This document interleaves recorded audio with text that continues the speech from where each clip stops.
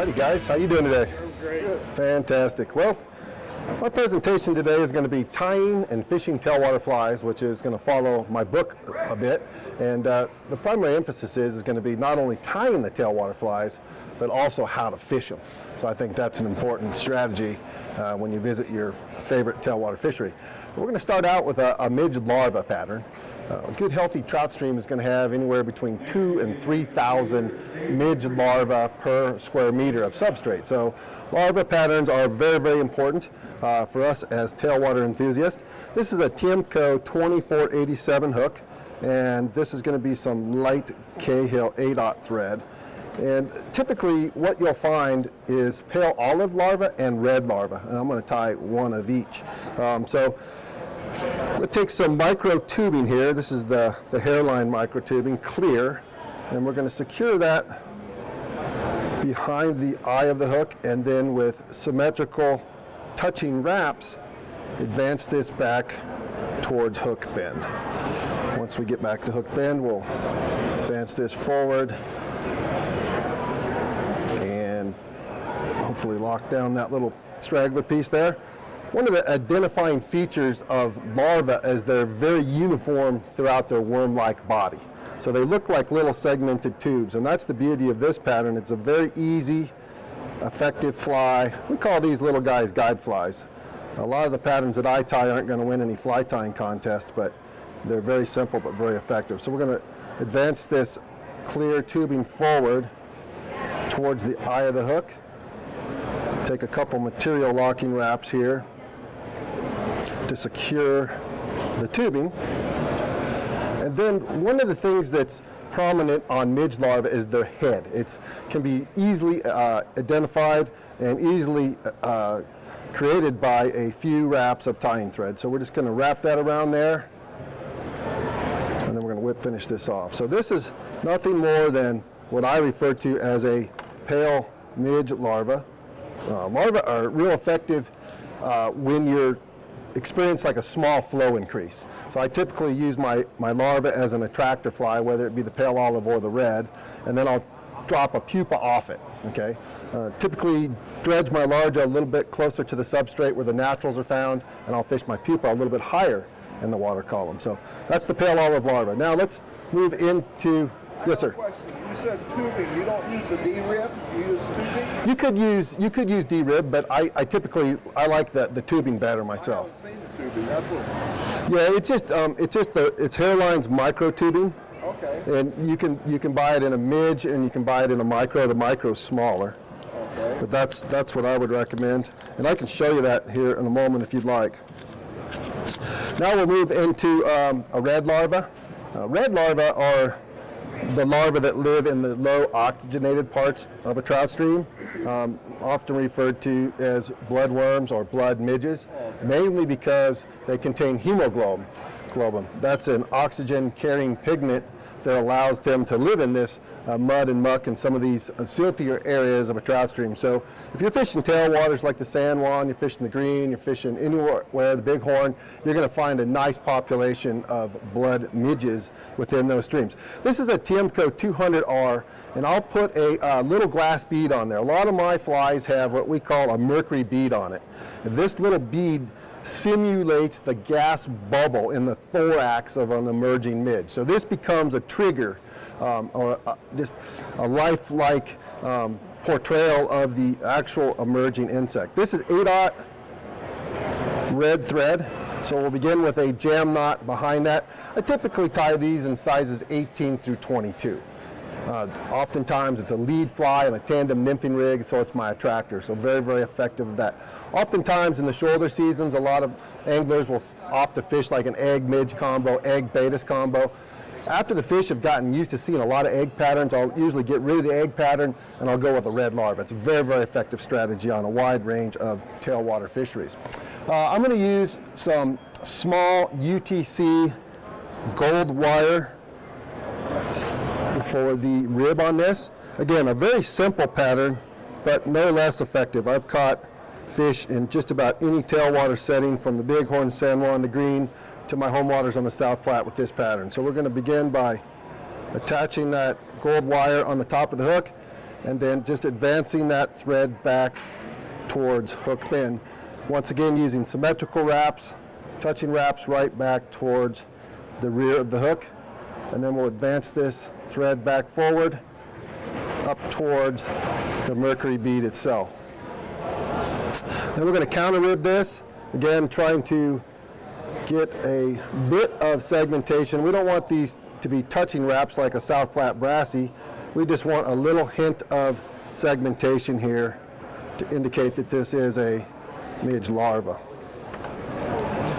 The final step now will be to take a small bit of peacock. We're going to take a collar with the peacock here behind the mercury bead.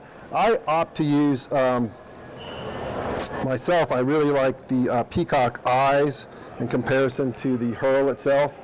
And it allows you to size it up. If you look at this piece of peacock herl here, if we look down on the bottom, there is, like some 24s, and as we progress up the stem itself, you can see we'll get up into the 18. So it's kind of odd that Mother Nature actually sized the herl for you, but that's one thing that I like about that particular way of choosing your peacock herl. So what we'll do here is we'll take a piece of peacock herl, and if you analyze the actual material itself and you look at the butt end of this versus the tip is going to be a lot more flexible. The stalk is much wider on the back end of this, so that when you're wrapping that forward, you're going to mash down the fibers. So that's why I like to use the tip. For those two reasons right there, we'll tie this in right behind the, try that again, that didn't work out so good. And then we're going to take and just palmer that forward.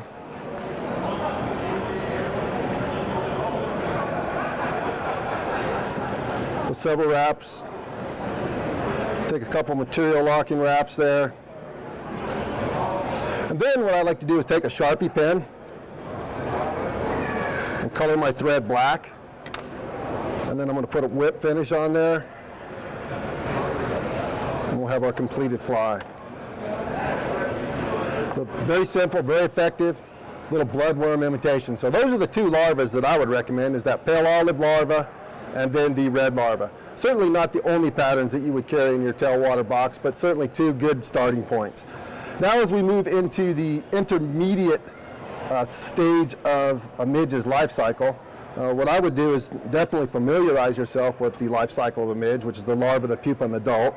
The interesting thing about midges is what they lack in size, they make up in numbers. So they have consistent hatches day in and day out on our tail races, anywhere from 3 to 5 broods per calendar year. So it's amazing how much midge activity takes place on our stream. So we just did the larva, now we're going to move into the pupa. So when do you decide you're going to fish a pupa? Well, as soon as you start to see adults visually buzzing around the stream, that should be a signal to you that you should start fishing pupa. Now, the larva doesn't really require any sophisticated tactics and techniques with regard to fishing them. You typically dredge them down near the substrate where the greatest concentrations are found. Pupa, on the other hand, is a lot more difficult because you have to fish them mid-column. You have to have the right amount of weight and the right amount of depth to be successful. So this is one of my favorite flies here. It's called the Top Secret Midge, and it's going to use 2 different colors of thread for the body. This is a Tiemco 2488, and I would tie this in sizes 18 down to a 24. In the Rockies, oftentimes this time of year, you'll see the big spring midge, which is about a size 18, and then the normal midge that you'll encounter day in and day out is usually somewhere between a size 22 and a 26. So that's why I would carry a wide range of sizes in this particular fly, as well as any other pupa. So to review, 2488, size 18 to 26. This is dark brown 8/0 uni thread for the tying thread, and the rib here is going to be a 6/0 white uni thread. I'm going to take this and advance this white tying thread right back towards hook bend, once again with very symmetrical wraps, and then advancing this forward to try to keep a nice smooth abdomen. When I first designed this fly, I wanted to create a fly that was easy to tie but had that segmented body that looked similar to like a peacock quill. The problem with a quill body is they're not as durable as a good thread body, and that's why this pattern came about. So I'm not going to counter rib this fly, but I'm going to actually take this material now and rib it forward. And hopefully on the monitor it looks somewhat quill-like. So think about this for a minute. You really have the flexibility to tie a wide range of sizes and a wide range of colors with this pattern. You could use black and white, that's a nice one. We see a chartreuse midge on the South Platte River, real bright green, so you could use chartreuse and black. Really, your imagination is where this stops. You can tie a wide range of different colors. But I can tell you the key on this is to make sure that you use a different piece of thread for each fly that you tie. Does that make sense? So don't reuse the piece that you've used previously, because by handling the thread it spreads it out and you won't get a nice clean segmentation. So it's important. What I do here is I keep my thread on a bobbin, and that way I'm pulling off a 6 or an 8 or 10-inch piece. It hasn't been handled, and it's going to create a nice clean segmented body. The wing on this pattern, I think, is what really makes this pattern fish so well. And it's a material called Glamour Madura. I'm not sure if you've ever heard of it or not, but it's actually an embroidery thread. And it's great for emerging midge patterns and good for emerging mayfly patterns as well. So you should be able to find it at a local craft store around here, Hobby Lobby, Joann Fabric, something like that. If not, you can find it online, but it's called Glamour Madura. So I'm going to take 2 pieces of this Glamour Madura, and I'm going to secure them into place right here. And then I'm going to take a piece of fine and dry, super fine, rusty brown dubbing. Now, we talked about how the larvae are very uniform throughout their body. Pupa, on the other hand, have a swollen thorax that contains the wings and the legs of the emerging adult. We also talked about the importance of drifting this mid-column. So once I see the adults visually flying around, then I'm going to go down to a number 6 split shot. I typically am a fan of a yarn indicator, and I can adjust that very easily up and down on an orthodontic rubber band, keeping it 1.5 to 2 times the depth of the current. That's my general rule of thumb. Too much weight and you can actually be fishing underneath the fish. Does that make sense? So with pupa, you have to be very, very careful with the amount of weight that you use. So now we're going to take a little bit of this super fine. There's a lot of dubbings available. I like the super fine dubbings because they don't have the guard hairs in it. It's just much easier to control and much easier to use them. And get that defined accuracy and that beautiful little tapered football look in that thorax. So we're going to create this little dubbing noodle here, and we can advance this right back towards the wing. Like I said, just a nice little football shape, and then we're going to whip finish that off. Snip that, and then probably the most important thing here is to pull that forward. I'm going to trim that wing off. And then I'm going to frizz that wing out just like that. And you can see how now that's just a little emerging wing. It's got a little dash of flash, like those mercury patterns. You can fish this under an indicator, which I do traditionally that we talked about a moment ago. But you can also fish this in the film too with the greased leader technique. So that's another strategy that would work very, very well with this particular fly. So again, this is the top secret midge. Now let's move into an adult pattern. There's obviously a lot of different adult patterns that you can fish, and obviously you need to be prepared to fish adults on any of our tailwater fisheries. Typically, you're going to see adults, and you're going to also see clusters. So we see 2 of them. You go up on the bighorn this time of year, you're going to see some big cluster imitations. So I think one of my favorite flies, and it's an oldie but a goodie, is the Griffith Knat, because it can imitate individual midges in a small size, like a 22 or a 24. But tied in a 14 or 16, it can imitate a cluster of midges. So it's a very, very versatile fly from that standpoint. So I'm going to tie this on a size 18. So this could be a little bit of a crossover pattern here. And I'm also going to tie it in a high-vis variation. The beautiful thing about this is if you tie this pattern heavily hackled, you can also fish a dropper off it, like a tungsten mercury black beauty or a tungsten black beauty that just kind of goes on, poison tongue, all kinds of things like that. But I'm just going to show you how there's some different options with this fly as we go along here. So the first thing I'm going to do is tie in a post. You can use a Darlon, you can use some McFlylon, and you can really use whatever color you like. My favorite is some sort of a cerise or hot pink, and that allows me to see this fly in foam mats.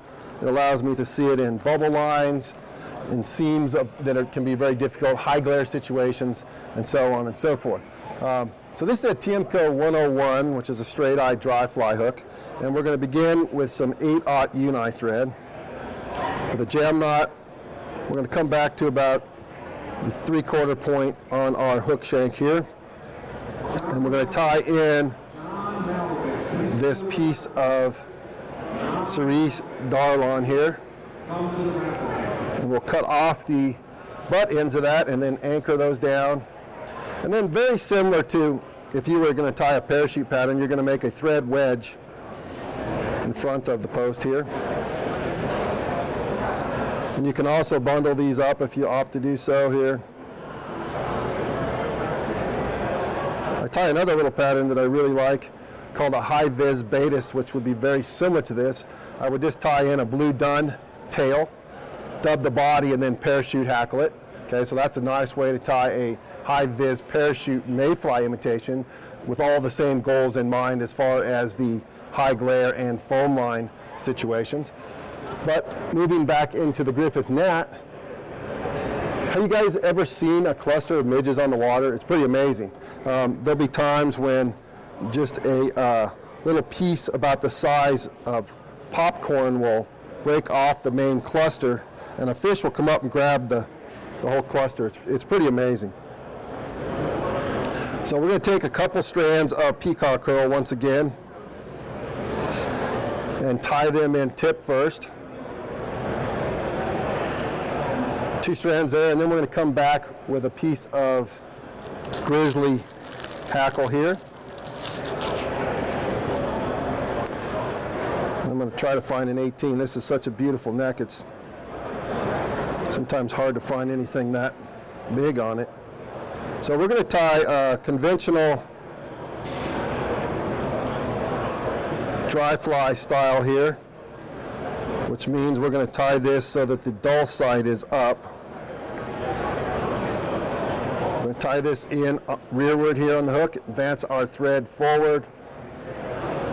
And we all know the power of peacock. Peacock's an amazing material. It's just got that translucency, the flash, it breathes.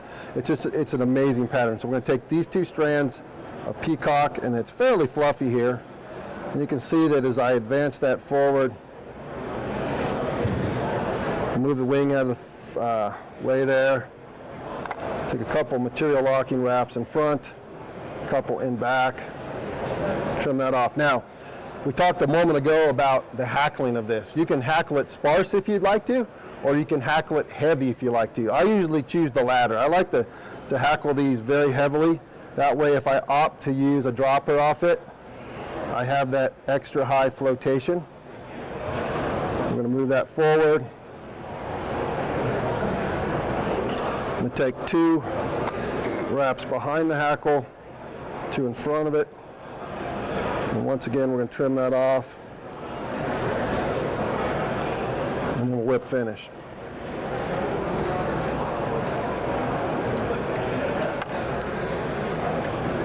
And then the final thing here is just to trim that wing off.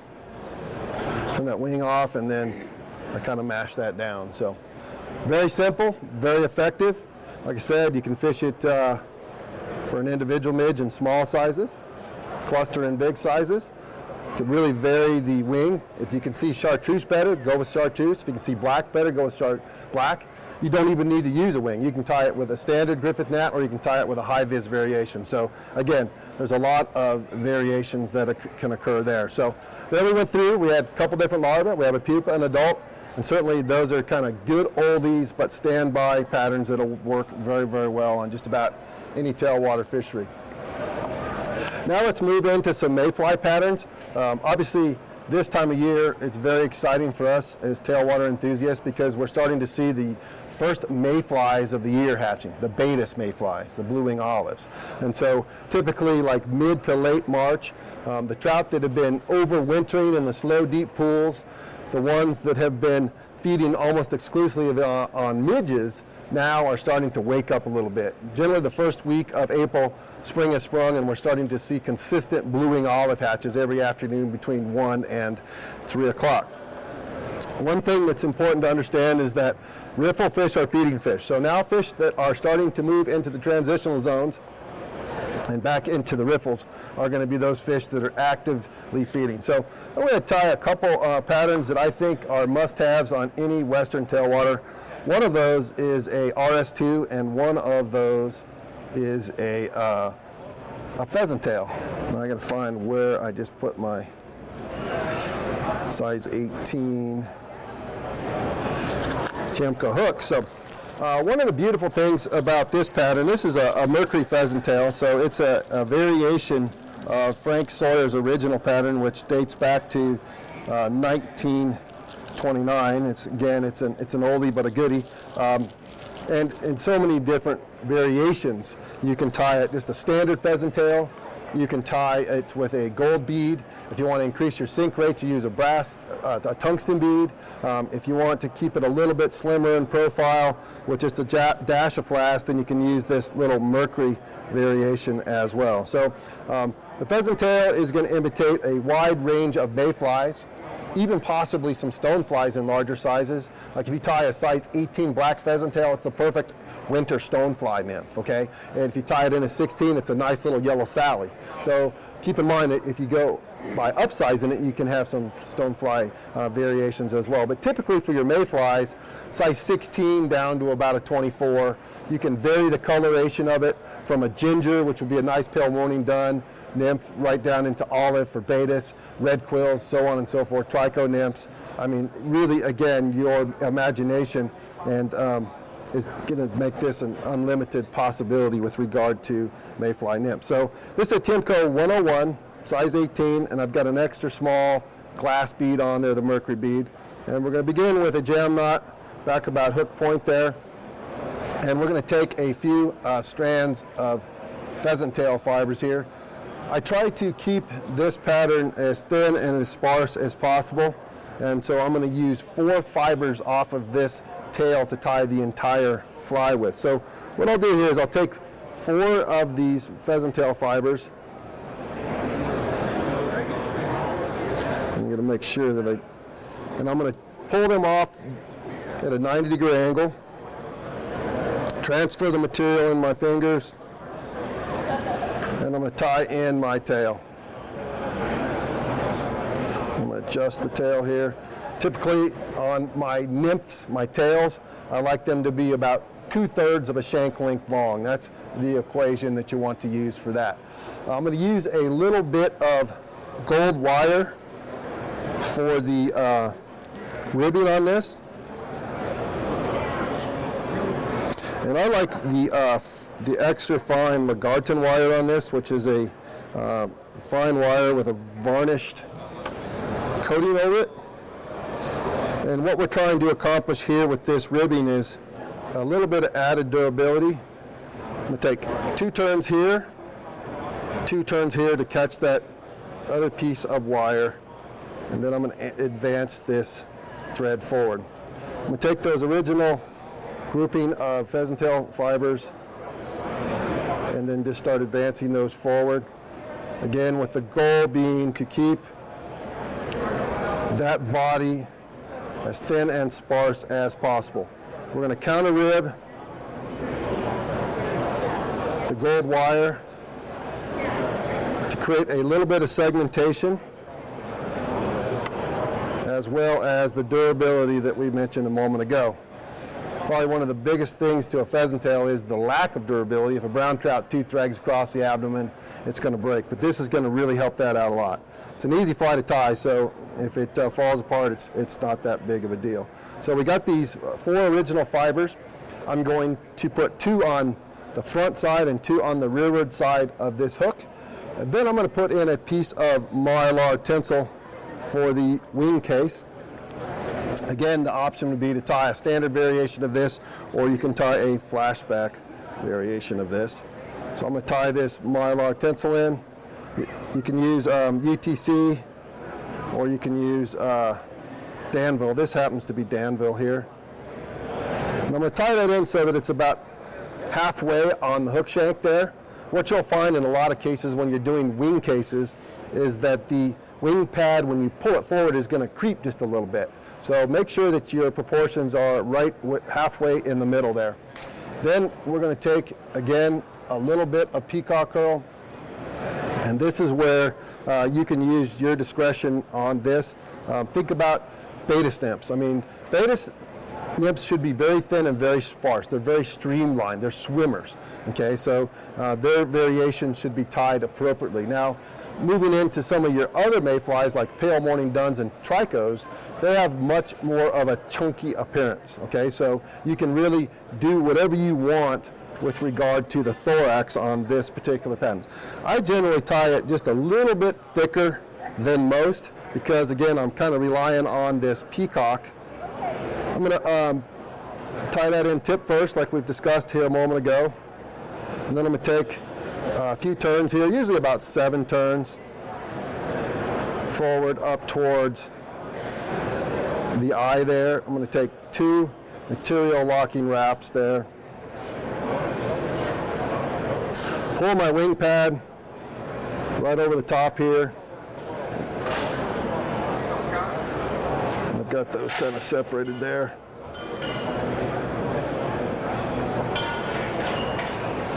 Take a couple material locking wraps there. Trim off the excess material and then do a whip finish. So a great little mayfly pattern. You can dredge this down near the substrate, or you can fish it mid-column. Both are acceptable. Typically, okay, we're going to trim the legs off here. Typically, when I start to see some mayflies emerging, then I'm going to start to begin to adjust where I'm fishing this particular pattern in the water column. So, very simple pattern, mercury pheasant tail again, and a wide range of sizes to imitate both some stoneflies and mayflies.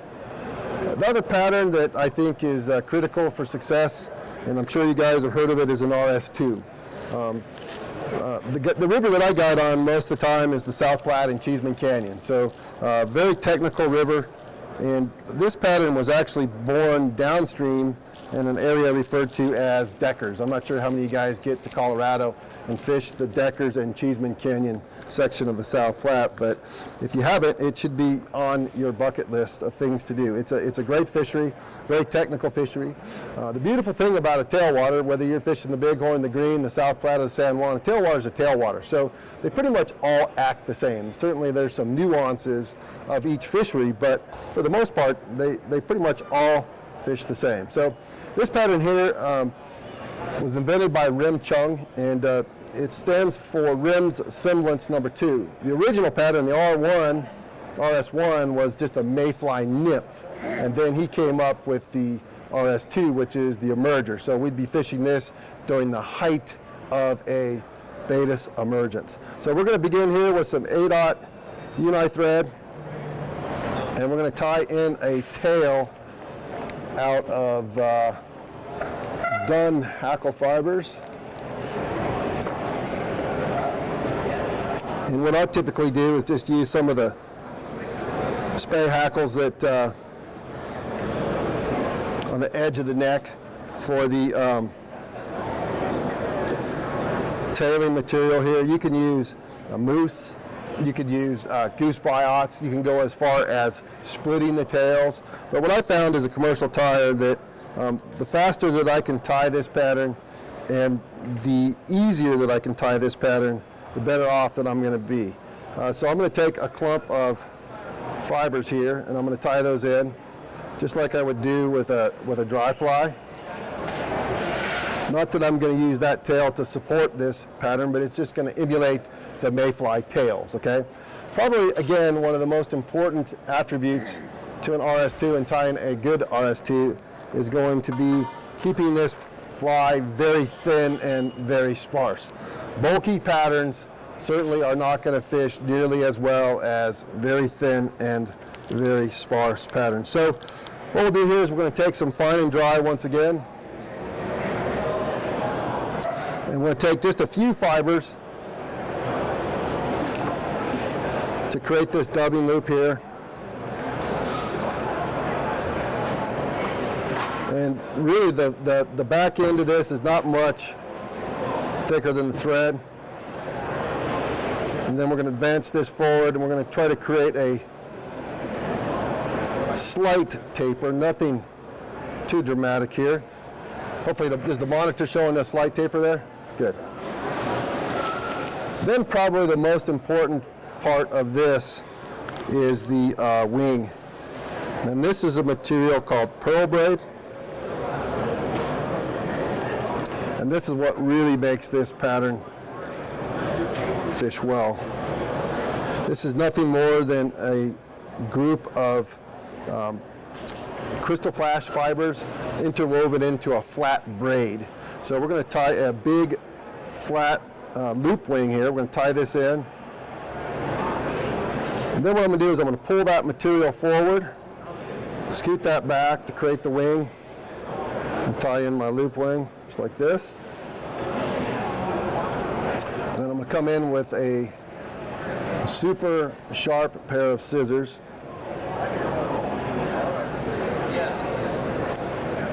Try to avoid cutting off that wing there. Then I'll secure the tie-in point there. And see how we've got that emerging wing. So this is a beautiful thing. This is right at the tail end of the emergence of a mayfly. Keep in mind, like the pheasant tail, we can tie this in a wide range of sizes, from a 16 down to a 24, in a wide range of colors. We can tie it in brown, we can tie it in black, we can tie it in olive, we can tie it in PMD to imitate any of those mayflies that you'll encounter on your favorite tailwater. Then we're going to start here. I'm going to advance this back right towards the wing there. Then I'll advance that back forward. And then we're going to whip finish that off. So again, very simple, very effective pattern. This is a pattern that you can dead drift it mid-column. Certainly allow it to swing in the water column on the end of your drift, because what will happen a lot of times is when that swings and starts to rise to the surface, this protruding wing right here is going to cause that fly to swing and swim on the rise. Oftentimes fish are eating the betas from that wiggling motion as they're rising to the surface film. So a lot of times you'll get the strike on the end. So a lot of times what I'll do is I'll do a position set at the end of the drift before I recast it back up. So that's the RS2, great little mayfly pattern. Trying to keep an eye on the time here, guys, so I don't get into the next tires. I think we got enough room here to do a little caddis pattern that I like to fish. So as we start to get into the May time frame, May and June, we start to see some caddis activity. The interesting thing about caddis in a tailwater situation is they occur much later in the year than on our freestone streams. Typically, like the brachiocentrus caddis that we see on some of our freestone streams in the Rocky Mountains, tend to hatch around Mother's Day, and that's why it's dubbed as the Mother's Day caddis hatch. In our tail race situations, typically it takes much longer for the water to warm up. Does that make sense? Because a lot of times it's coming off the bottom, a lot of times it's in the 40-degree range. Caddis need that 52 to 54-degree range to pupate. So it takes later into the season before we start to see that occur. One of the interesting things, though, however, is there's always exceptions to the rule. And like in my home river, and it won't be the case this year because our snowpack is so down. I'm not sure what your guys' pack is here, but we're in a drought on the other side of the hill here. We're at about 66% snowpack on the South Platte corridor. So we're not going to see our reservoir spill this year. Oftentimes, if our reservoir spills, then we have warmer surface water that's coming over the top, mixing with the water on the bottom, and then that can jump that water temperature up and can trigger some of our caddis hatches to occur earlier in the year. But that's not going to be the case on this season. So this is a Tiemco 200R. And instead of using the extra small bead, I'm going to use a small bead here. So what I'm going to attempt to tie here is what I call the Mercury caddis. And this is just a little brachycentrus caddis. I'm sure in past you have caught one of these little twigs, one of these little cased caddises on the end of your fly, and if you squeeze them, inside the little larva is actually inside of the casing itself. Now what's interesting is these guys become victims of behavioral drift.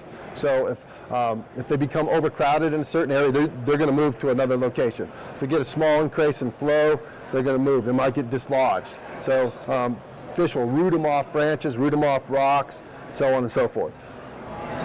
We're going to begin with some 8/10 thread. Let's see if I can get this re-threaded here. We'll begin about mid-shank, and then we're going to use some hare's mask dubbing for the casing, and we're going to use some ice dub for the larva inside the casing, and then some black hare's mask for the head. Just like a hare's ear, I think one of the most important attributes to this pattern is making it look buggy. So what I do is I typically prefer, when I'm using hare's mask dubbing of any sort, rather than buying a pre-made package of it off the shelf, I prefer to mix my own up. So I have a coffee grinder on my fly tying table, and then I'll get a hare's mask, and then I can control the amount of underfur that I put in my dubbing and the amount of guard hairs that I put in my dubbing. And I typically like a very spiky, very healthy amount of guard hairs in this particular pattern, as I do, as I mentioned, on my hare's ear. The buggier the better. And that's a little bit more on the challenging side with regard to dubbing. And if you prefer, you can use some wax with this. We're going to start right back towards the rearward part of that hook, and then we're going to start moving forward here. And I typically will dub this in 2 or 3 different layers to try to accomplish the taper to this fly. I'm going to add just a little bit more. There's some of those guard hairs sticking out on the monitor, can you see? Oh, yeah. So we're going to come up to right about here, and I'm going to advance the thread back forward, and we'll come back in with another layer.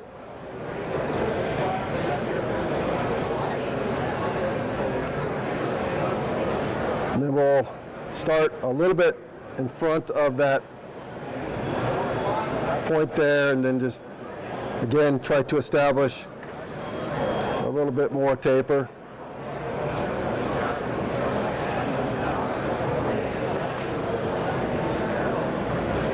Just like that. Now we'll take a little bit of the dubbing, as I mentioned,